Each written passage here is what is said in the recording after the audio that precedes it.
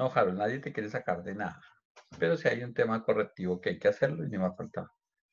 Yo soy el primero y a mí los estudiantes así, con esos talentos para ver los problemas a mejorar, siempre me han parecido importantes, entonces no te preocupes.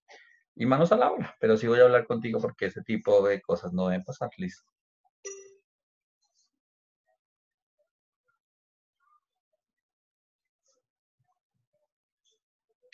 No, Javier, nadie te quiere sacar de nada.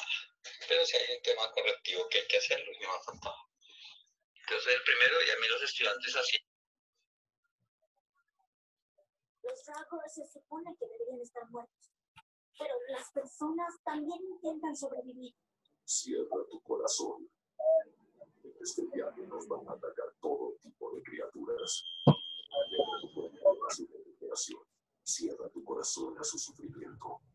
No sientas lástima por ellos. Ellos no sentirán lástima por ti. Entiendo.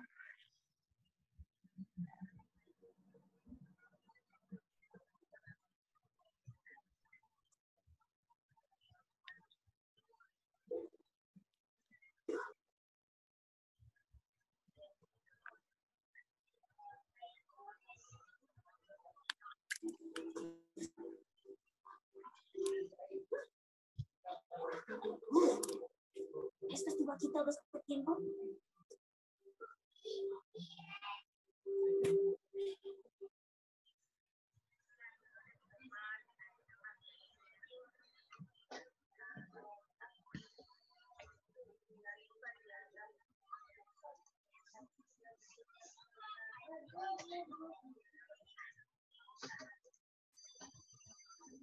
Yo hice fuerza para la basura al trabajo en el barrio. Como uno no tiene enfermo, no tengo inventario. Y ahorita no pago 20.000 contentos la casa. Son 15 por cada alimento a más ayer. Ayer no hubo un alimento para mis hijos, hoy estoy en la misma. Por favor, vea, yo le ruego, le suplico, por favor, una ayuda.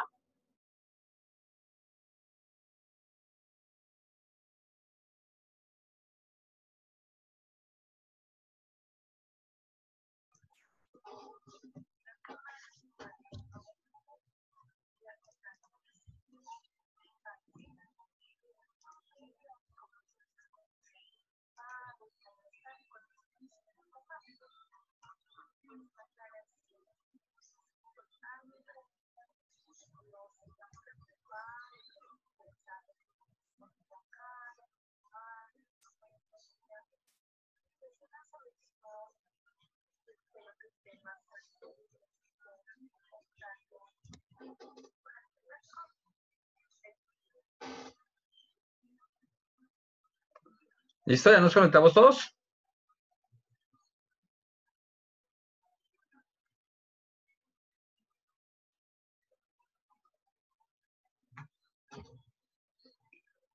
Bueno, entonces les explicaba que esa solución, entonces, esto se da porque evidentemente la persona que está, conoce el tema, como ustedes están conociendo el tema de educación virtual, por eso les he trazado la ruta. Leer el decreto 1330. Ir a consultar las fuentes, les di dos fuentes, observatorio laboral, que le permite a uno ver el impacto de los egresados, y sobre todo un dato importante, la gente que está estudiando y cómo está estudiando. El tercer elemento fue el tema del SNIES, cómo resolver problemas puntuales frente a SNIES para saber los programas que están aprobando, los nombres de los programas, las metodologías. Y un ejemplo, digamos, una estadística que ustedes deberían sacar. De cada 100 programas que se han aprobado en los últimos 2 años, ¿cuántos eran en la modalidad virtual, por ejemplo? Esos son números y los números les permiten. Ah, de esos 100, 40 son del área de administración. Ah, ok. Y los demás están regados en 40 temas diferentes. Ok, usted comienza a tener números y con eso puede comenzar a proponer cosas interesantes. Si el tema es que es contra la forma, la plataforma, la forma de los materiales que está usando la San José, ¿qué hay que hacer? Revisar megatendencias y con base en las megatendencias usted tiene elementos de juicio y no me proponga soluciones como se dice en el agro popular, se termine reinventando el agua caliente. Entonces, como que usted propone cosas o ya están revalidadas o ya están implementadas, sino que sencillamente el problema no era el hecho, sino el problema es la mala implementación del hecho, es diferente. Entonces, usted tiene que tener claro cuáles son las megatendencias. Y el escuchar a las personas les iba a dar elementos de la percepción que tenía hoy el user, usuario, estudiante, frente al tema de la virtualidad. Digamos que ese era el ejercicio que esta semana casi todos terminaron, digamos que a algunos les falta trabajar aún en el tema, pero digamos que el espacio está ahí. Y hay mucho material que estuve mirando esta semana también recopilando información para acomodarle las aulas. Que encontré la gente que espera la educación. La gente hoy por hoy quiere educación a un clip, quiere educación en la mano, en el celular. Realmente la gente, entre más fácil se la haga, mucho mejor. No quiere leer, digamos que hay una tendencia muy importante a no leer. Entonces la educación virtual se está planteando desafíos. Si realmente el tema es seguir haciendo materiales de lectura o si hay que comenzar a darle solo a meter material audiovisual. Pero también sucede lo contrario, uno les coloca un video de más de 5 o 6 minutos y casi nadie lo ve. La semana pasada les jalé las orejas por los videos de aclaración del técnico, tecnólogo y profesional. Les tengo la estadística. Menos de 38 personas esta semana ingresaron. O sea, sigue siendo muy baja en una materia en la que hay un montón de estudiantes. Donde se hizo el llamado de atención a la importancia de ver el video, igual no lo volvieron a ver. Entonces, siguen como las tendencias y eso uno tiene que entender cómo piensa la gente para saber cómo llegarle.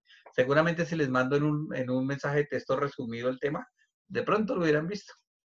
¿Listo? Voy a contestar las preguntas que me enviaron, las 20 preguntas, igual voy a grabar. Ustedes saben que la sesión queda grabada, pero entonces quiero contestar las siguientes preguntas. Una, alguien planteaba, la primera tema que me decía, ¿por qué las materias virtuales? ¿Por qué en programas presenciales se veían materias virtuales? Entonces la respuesta es que la virtualidad es una competencia, no es la materia virtual, no. Es la competencia en el uso de plataformas virtuales lo que hay que desarrollarle a todos los profesionales. Entonces no es que haya materias, no, materias virtuales no hay. Ahí es un desarrollo de una competencia que todo profesional necesita, que es el uso de ambientes virtuales de aprendizaje. La segunda, ¿por qué no hay unificación de contraseñas entre QDIES y Mi Campus? Es una excelente pregunta y les cuento desde el argot técnico. El sistema QDIES es un sistema cerrado, propiedad de una compañía de Medellín, que no ha permitido la integración del Moodle con la plataforma Mi Campus con el QDIES. Pero para el próximo semestre se va a ocultar el ingreso al sistema Mi Campus y van a encontrar el link únicamente desde la plataforma QDIES y el link se va a cambiar todos los días. ¿Qué quiere decir eso? Que usted va a tener que entrar por QDIES porque la dirección que hoy le sirvió sobre el navegador, mañana no le va a servir. Entonces, ¿qué le toca todos los días? Entrar por QDIES y darle clic al link de Mi Campus. Y en Mi Campus no va a haber contraseñas. Eso va a simplificar un poco la tarea, ¿listo? Tercera, ¿por qué las aulas virtuales tienen materias que se consideran específicas de los programas?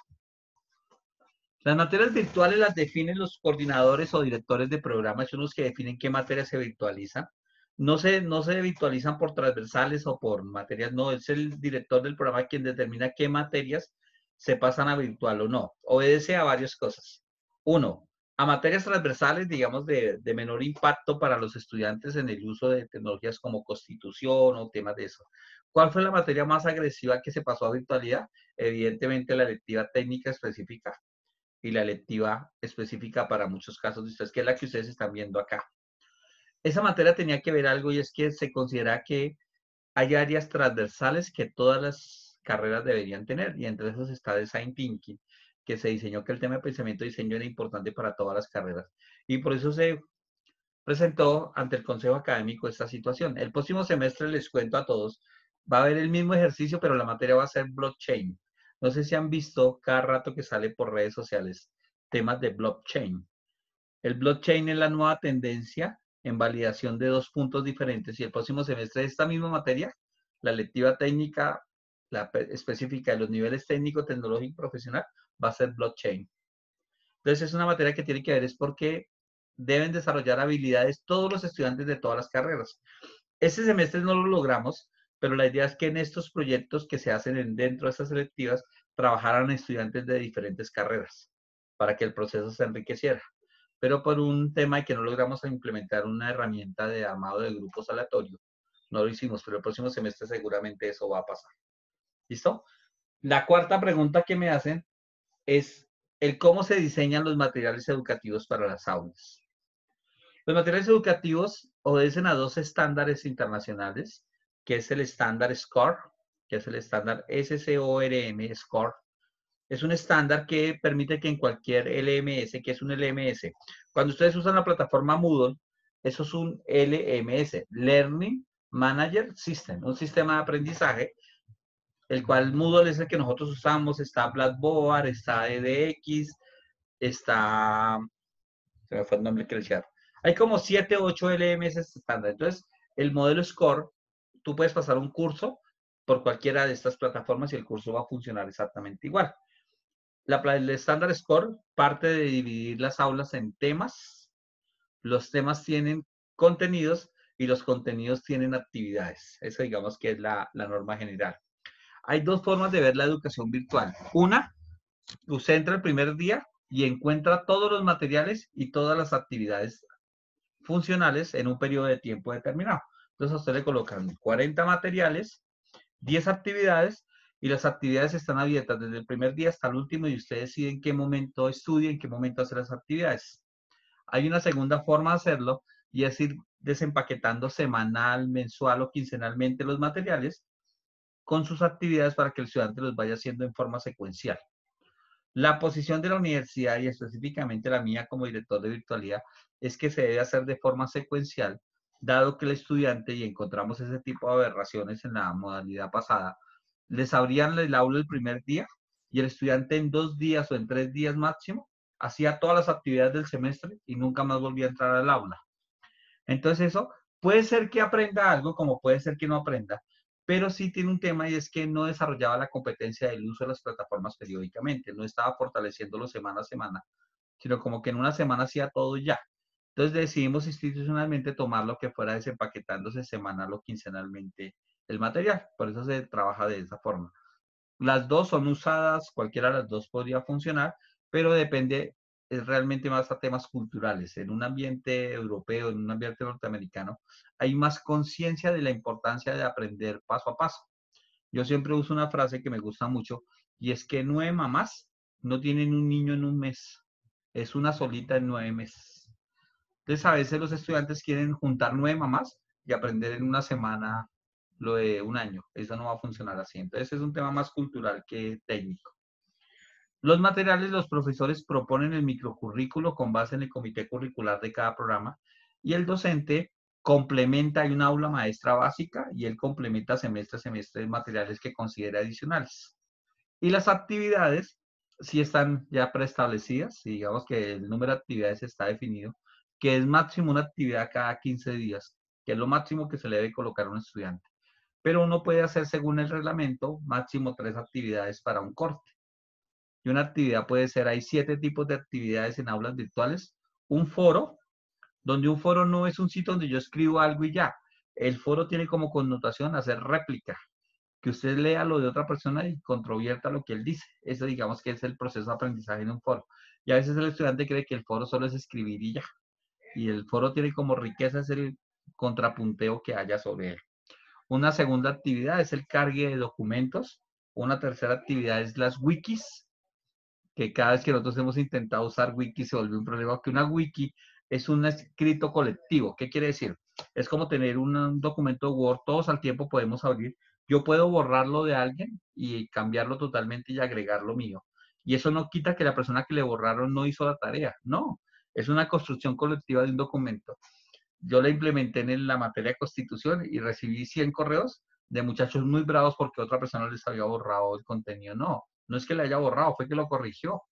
Que usted considera que el suyo valía la pena, pues vuelva y escríbalo.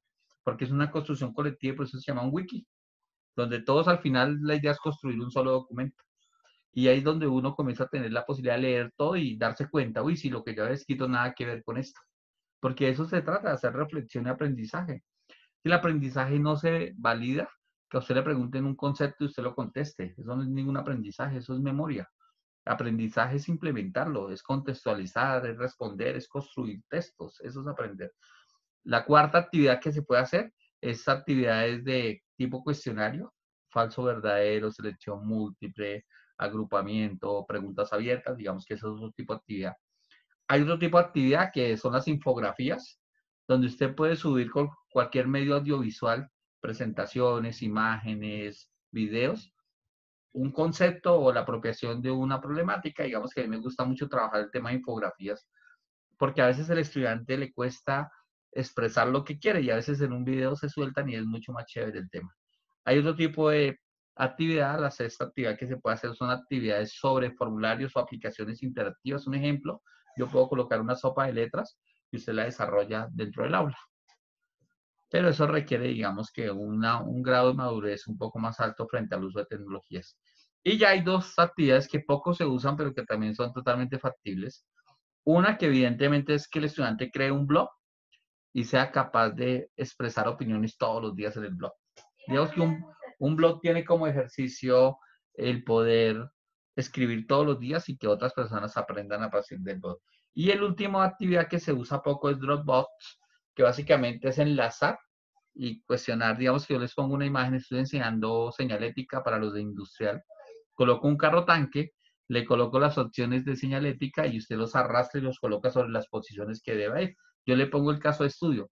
Un carro tanque que transporta oxígeno. ¿Cuáles de estos símbolos debería llevar y en dónde? Y usted deberá colocarlos si el elemento interactivo le permite hacer eso. Esos son los tipos de materiales que hoy todos se usan en aulas virtuales. Y ya una herramienta como esta que estamos usando nosotros. Alguien me decía, profe, quiero hacer la videollamada. No, esto no es una videollamada. Esto es una sesión Net Meeting, que es una sesión de videoconferencia. No es una videollamada. Entonces, estas son videoconferencias que son una herramienta, lo más tradicional en la educación virtual, a que a ustedes les parezca una gran novedad, es esto que hacemos nosotros. Esto realmente es una clase. Esto es una clase de tablero. Esto es lo más arcaico que hay en educación virtual, es hacer este tipo de encuentros, porque realmente esto es una clase. Solo que cada uno en casa, pero finalmente es una clase de tablero. Entonces, digamos que no es muy recomendable hacerlo tan periódicamente. Yo por eso esto lo hago casi siempre con mis materias al final, porque considero que al principio el estudiante tiene los elementos para trabajar solo. Y ya les ayudo, es como en este caso que estamos haciéndoles a un proyecto específico. La sexta pregunta que me hacen es el por qué se llama Mi Campus la plataforma, por qué no se llamaba Plataforma de Aulas Virtuales San José, por qué se llama Mi Campus. Y Mi Campus tiene que ver con algo bien interesante. Cuando uno le hablan de universidad, lo que se imagina es el campus universitario. Y el campus la gente lo asemeja a edificios, zonas verdes, árboles. Entonces, cuando desarrollamos la estrategia Mi Campus, quisimos darles esa connotación de que encontraran en ese espacio todo lo que ustedes consideren que es Mi Campus. Entonces, Mi Campus universitario, por eso se reunió Mi Campus. Y ahí hay una oportunidad de mejora bien importante. Miren que nosotros lo hemos intentado hacer de muchas formas y no lo hemos logrado. ¿Cómo hacer que los estudiantes virtuales interactúen en la plataforma diferente a las clases? Digamos que el ideal de nosotros es que ustedes permanecieran en Mi Campus, usaran las opciones de chat interno, propusieran herramientas para que ustedes se diviertan dentro de Mi Campus. Venga, ¿por qué no ponen tan cosa? Venga, ¿por qué no ponemos una cafetería virtual ahí en Mi Campus para uno entrar y conocer gente? O sea, la idea de Mi Campus era eso, crearles un ambiente diferente, porque si no lo hubiera puesto aulas virtuales. Porque lo único que el estudiante cree que hay allá es un poco de materiales que hay que leer y contestar vainas y ya no. Mi campus tenía que ver con esa experiencia universitaria. Entonces ahí hay una oportunidad de mejora donde no hemos encontrado el clic por donde cada vez que yo propongo comprar una tecnología para hacer espacios de integración social, el rector o el dueño me dice, traiga la estadística de uso. Y obviamente eso no me colabora, porque los estudiantes se conectan menos de 10 minutos al día en promedio. Entonces cada vez que yo digo que vamos a comprar esta herramienta para que interactúen, no, pero ¿para qué si ellos no usan nada? Entonces digamos que a veces las decisiones se toman con base en números y a veces los números no son favorables. ¿Listo? La siguiente pregunta que me hacían era ¿por qué tantas lecturas? Y que por qué no eran lecturas propias de la institución. Y ahí sí les contesto. ¿Ustedes han escuchado de Wikipedia? ¿Les suena qué es Wikipedia? Wikipedia es la enciclopedia abierta más grande del mundo y digamos que un referente importante de aprendizaje. Hubo una enciclopedia comercial que de pronto las personas grandecitas como yo conocimos, que era Encarta. Encarta era la enciclopedia cerrada de Microsoft. Era una enciclopedia por la que había que pagar. Llega a Wikipedia y pone a los mejores autores del mundo, incluyendo uno, si quiere, uno va y escribe, y ellos tienen un comité editorial que valida que lo que se está escribiendo sea realmente coherente y tenga soporte. Entonces, el aprendizaje, eso poner a un profesor y ponerlo a que haga un resumen de 5 páginas de una lectura que está en Wikipedia, pues ¿qué es mejor? Mandarlo a Wikipedia y que realmente usted lea de la fuente. Hoy con el acceso a tecnologías de información, el conocimiento se volvió abierto. ¿Eso qué quiere decir? Yo lo quiero a usted mandar a aprender de astronomía. No me voy a poner a hacerle un resumen de astronomía, no. lo mando a leer en la NASA, donde están los expertos mundiales en astronomía. Ya lo que yo construyo como profesor son guías o cosas muy puntuales para ayudarles, pero el grueso del conocimiento está libre en Internet. Lo que uno hace a través de un aula es organizárselo. Y de hecho, digamos que estoy en una pelea fuerte en la universidad con sus coordinadores y sus directores para que los materiales de los estudiantes del ciclo profesional deban ser en inglés. Se supone que usted ya me certificó que tiene nivel A1 y nivel A2. Para usted leer un documento que yo le pusiera todos los documentos de las aulas virtuales del ciclo profesional en inglés sería absolutamente normal. Yo me que ya tienen la competencia para leerlos. Entonces es un tema, digamos, en el que he querido, porque a veces nos baja la calidad de los materiales el tener que buscarlos en español, cuando sabemos que el conocimiento de punta primero sale en su versión en inglés. Entonces a veces insistimos mucho en apretarlos y digamos que estoy en una pelea ahí fuerte para que el próximo semestre los materiales sean en inglés. De hecho, estos materiales, si ustedes miran, son palabritas en inglés y recibí muchos correos de compañeros de ustedes muy bravos porque los materiales no estaban en español. ¿Cómo se me ocurría colocar esos formatos en inglés? Cuando eran traducciones básicas realmente. Si uno lo mira, son traducciones súper básicas. Entonces, eso es la forma como se trabajan los materiales y por eso no hay materiales propios tantos, sino hay muchos documentos oficiales, paper, documentos descargados de bases de datos electrónicas. Y aquí un dato bien interesante. Ustedes sabían que como estudiantes de la San José tienen acceso a la base de datos más grande de documentos electrónicos, que es el libro. El libro es la base de datos. De hecho, la institución la compró para ustedes. Y la última estadística que vi, solo 20 estudiantes habían entrado. Alguien dirá, no, es que no nos contaron. Pues buena oportunidad, ya hay una oportunidad de mejora. ¿Listo? Se me perdió. ¿Dónde está? ¿Dónde está la biblioteca? Mi campus, red de bibliotecas.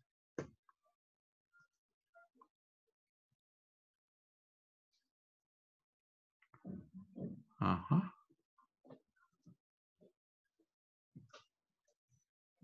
No está entrando. Voy a hacer que les corrijan eso. Pero ustedes se encuentran acá en la opción de programas académicos, está la biblioteca. Me imagino que modificaron la página. Pero pasen por la biblioteca y pregunten por el tema del libro. El libro tiene 10 millones de documentos de todos los temas en español y la universidad la compró para ustedes, para que tengan eso en cuenta. ¿Listo? Que me parece súper chévere y que aprendan a usar ese tipo de herramientas. Le he solicitado a mis profes que para el próximo modelo de aulas, todos los documentos van a ser del libro. El libro tiene una ventaja enorme frente a lo que les estamos colocando ahorita. Y es que la plataforma permite que usted subraye hojas para ir tomando apuntes de lo que va leyendo. Mientras que en un documento PDF normal no se puede hacer eso. En el libro usted puede tener la lectura como cuando uno doblaba las puntas de las páginas, subrayaba con marcador. El libro hace exactamente eso. Y es súper chévere ese tema. La siguiente pregunta que me hacen es por qué colocan tantas actividades con tan poco tiempo. Digamos que el estándar de actividades para un profesor se le establece que debe haber mínimo una semana con un fin de semana intermedio.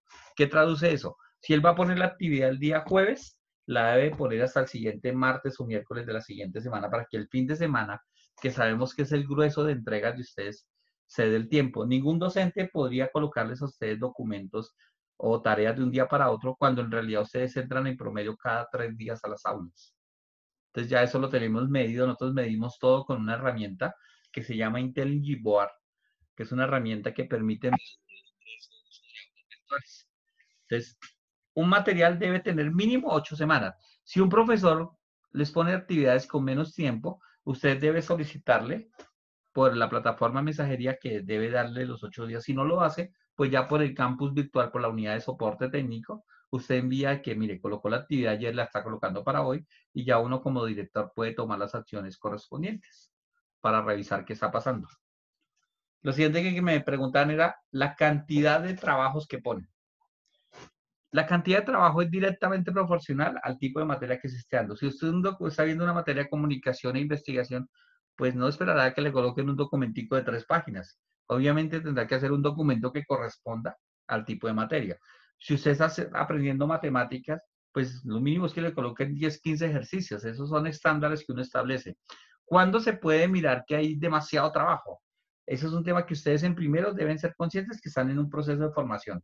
Pero digamos que si ustedes mandan la solicitud, uno como director puede hacerle el seguimiento, pero yo no me puedo entrar a las aulas de todos los profesores y mirar qué está colocando o qué no está colocando. Es un tema que digamos que la voz del estudiante es la voz del pueblo y a veces el estudiante se queda con el comentario entre pasillos, pero nunca lo eleva a la oficina donde se toman los análisis, se puede analizar.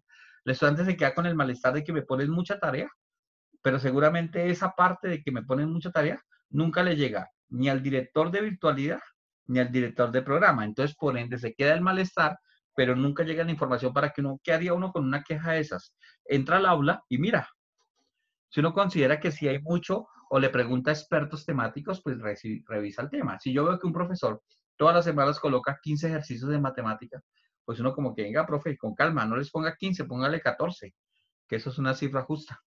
Entonces, en esa medida, hay una cosa que siempre ha estado quebrada, la comunicación entre el estudiante y el tomador de decisiones. Normalmente esa fracción, esa comunicación, y ahí hay una oportunidad de mejora bien importante.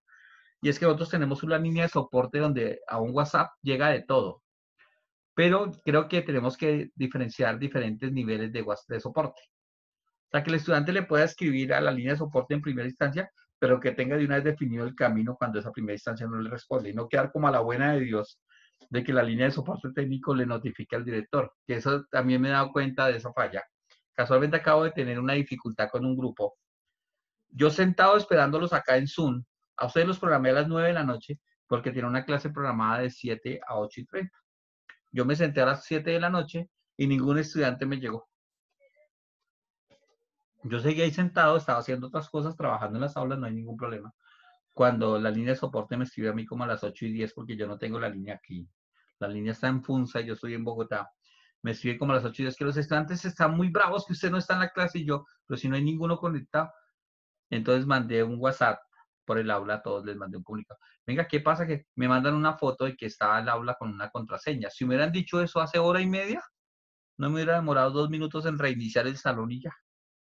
Pero tuvimos un problema de comunicación tan básico, hizo que 119 estudiantes se quedaran sin clase. Porque alguien no estuvo pendiente de que algo estaba pasando con los estudiantes y los estudiantes tampoco notificaron que ninguno. Yo sobreentendí que como había movido la clase de ayer a hoy, pues muchos estudiantes no se conectan porque sencillamente se habían agendado para el día de ayer y el cambio a hoy no era fácil. Entonces, sencillamente, yo acepto que yo fui el que cambié la hora de clase, no tengo problema en que no asista.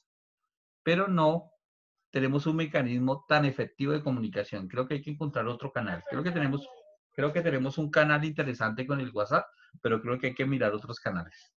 Creo que falta otro canal porque a veces dependo mucho del soporte técnico y si el soporte técnico en ese momento se me distrajo, yo quedo incomunicado con los estudiantes. Entonces creo que voy a crear varios canales de comunicación y repartidos en varios lugares, porque a veces quedo confiando en un solo canal y si el canal me falla, tengo problemas. Entonces creo que ahí hay una oportunidad de mejora para que la miren. ¿Cuál sería un canal de comunicación efectivo para ustedes? El WhatsApp es uno, perfecto. Ah, que pongamos 4 WhatsApp. Sí, pero entonces ahí tenemos un problema cultural. Por los 4 WhatsApp mandan el mismo problema.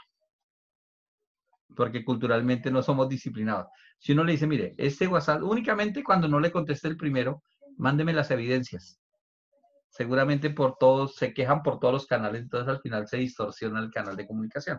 Hay que revisar ese tema y proponer alternativas ahí. La siguiente pregunta que me hacen es, ¿cómo se definen los profesores para las materias virtuales? Los profesores virtuales tienen que cumplir 2 condiciones. No son los típicos profesores de las materias presenciales porque normalmente tanto el virtual tiene unas mañas como el presencial tiene otras mañas. ¿Qué sucedió este semestre? Y les cuento a todos. Hay unas materias virtuales que estaban a cargo de la dirección de virtualidad, que son las que están en mi campus. Y había otras materias virtuales que están sobre la plataforma Q10, que están a cargo de las direcciones de programa. Funcionan en modelos diferentes. Ya para el siguiente semestre se tomó una decisión y es que todas van a ir por mi campus. Vamos a organizar una sola porque tenemos curvas de aprendizaje de los muchachos confundidos. Unos estudiantes míos de mi campus se van a Q10 y en Q10 se quejan porque no hay materiales. Y algunos que deberían estar en mis aulas entran a las de Q10 y evidentemente ya no hay materiales. Entonces ya decidimos unificar una sola plataforma de aulas. ¿Listo? La siguiente pregunta que me hacen, bueno, entonces, y los profesores tienen que pasar un curso de manejo de aulas. Pero aquí hay un tema importante. Si una materia tiene 2 horas a la semana de clase, digamos, en el aula virtual, pues el profesor tiene una semana para contestarle al estudiante. Él no le puede contestar todos los días al profesor porque es como cuando está en un horario de clase. Él está en un horario de clase, él se agenda para el día viernes contestarles a todos. Entonces, a veces el estudiante virtual quiere colocar un mensaje hoy a las 10 de la noche y mañana a las 8 de la mañana se para y se pone bravo porque el profesor no le ha contestado. Por obvias razones hay unos mínimos de respuesta. Un profesor tiene 48 horas hábiles para responder un cuestionario sobre una aula específica y la línea de soporte tiene 24 horas hábiles.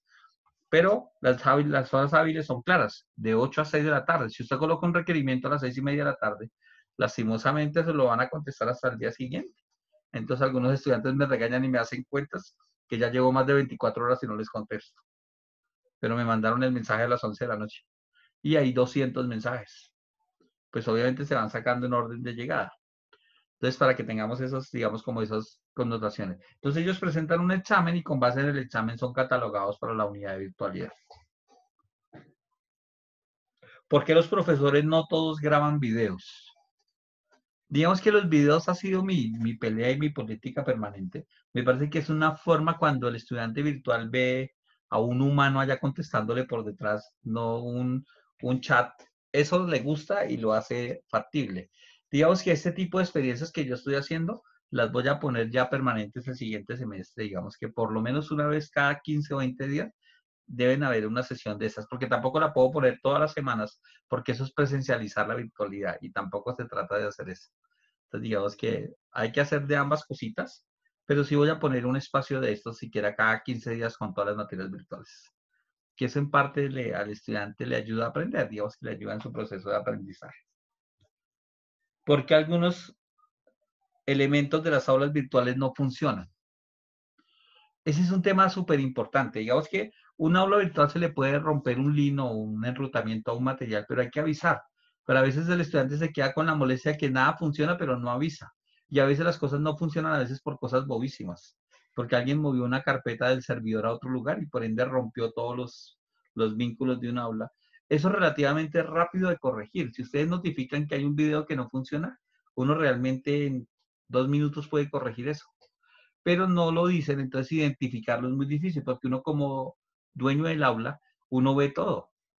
Lo que les decía con algunos videos, he notado que algunos usuarios no logran ver los enlaces y es por un tema de configuración del usuario, no del aula. Entonces yo como profesor veo el aula y me funciona, entonces tengo que hacer pruebas con los usuarios de los estudiantes. Y obviamente yo no tengo las claves de ustedes, digamos que no las puedo ver. Entonces a veces dependo como que me informen y de esa forma poder mejorar. El tema de comunicación creo que es una de las barreras difíciles que tenemos que romper, es cómo encontrar mejores canales de comunicación. La siguiente pregunta que me hacen es, para el 2020 va a presentar las mismas fallas la plataforma. Entonces le solicitaba yo a la persona, dime cuáles fallas. No, que el soporte técnico no contesta. Esa es una falla. Que nada funciona. Que eso está... Pero dime cuáles son las fallas, pero hacerme una afirmación de que si va a seguir fallando como este año, pues falla lo que tendrá que fallar lo normal. Digamos que un usuario se bloquee, ese tipo de cosas será lo normal que pase, pero no es una constante que se programe una plataforma para que no funcione. Todo lo contrario, se programan realmente es para que funcione. ¿Que se pueden mejorar periódicamente? Sí, claro. Y la última pregunta que me hacen es si el modelo de virtualidad es igual al modelo de presencialidad. Depende a qué se refieran con modelo. Si el modelo es si de la misma forma se aprende en presencial que el virtual, sí, se debe aprender de la misma forma. ¿Que se desarrolla de forma diferente? Sí, también eso es cierto. Porque una cosa es tener al profesor de carne y hueso y preguntar al frente, y otra cosa es preguntar a través de un mensaje de texto o un documento. Y a veces ustedes tienen también su particularidad, y es que entenderles a veces lo que están diciendo no es tan fácil. Un estudiante hoy cuando no se conectó a la plataforma me escribe, ¿qué es que no va a haber clase? Ahí que me hizo una afirmación, pero no me dio el problema. Entonces yo quedé en la misma, le tuve que mandar otro correo, ven qué es lo que te pasa. Si el estudiante me manda la queja, pero adicional me dice, no, es que no estoy entrando porque me pide una clave, pues le hubiera mandado la clave y ya. Así de sencillo hubiera sido la resolución. Pero se quedó con la queja, pero no planteó la solución. ¿Listo? esas son las preguntas que me enviaron, las que consolidé, las enviaron redactadas de varias formas, pero a grosso modo, esa fue la totalidad de preguntas que pude consolidar de lo que me enviaron esta semana. Si hay alguna pregunta adicional diferente a esos temas, me la indican. Por favor, los voy a activar a todos. Una más chiquita que todo se haga. Sí, señor, ya me quedó claro. Buscas contestación. Por allá los escucho. Profe, yo tengo una pregunta. Dale, ¿nombre? Daniel Beltrán. Dale, Daniel.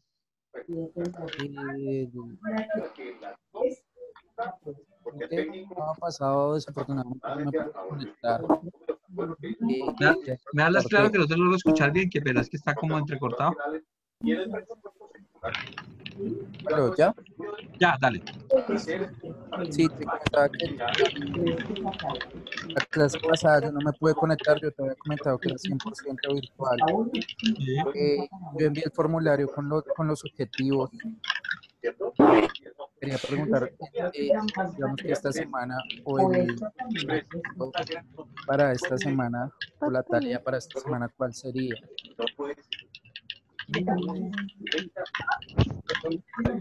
Sí, no hay lío, dale que no hay problema. Digamos que con las fechas todavía no voy a pasarles cuenta con. Entonces esta semana hay que hacer la actividad y no hay ningún lío, ¿listo?